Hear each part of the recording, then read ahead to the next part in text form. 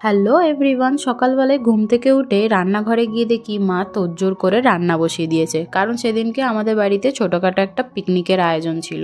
তো এদিকে দেখি মা ব্রেকফাস্টটাও করে রেখেছে, উপমা। তো আমি চা আর উপমা খেয়ে চলে গেছিলাম মুদিখানার দোকানে, কারণ ভাই ছিল না।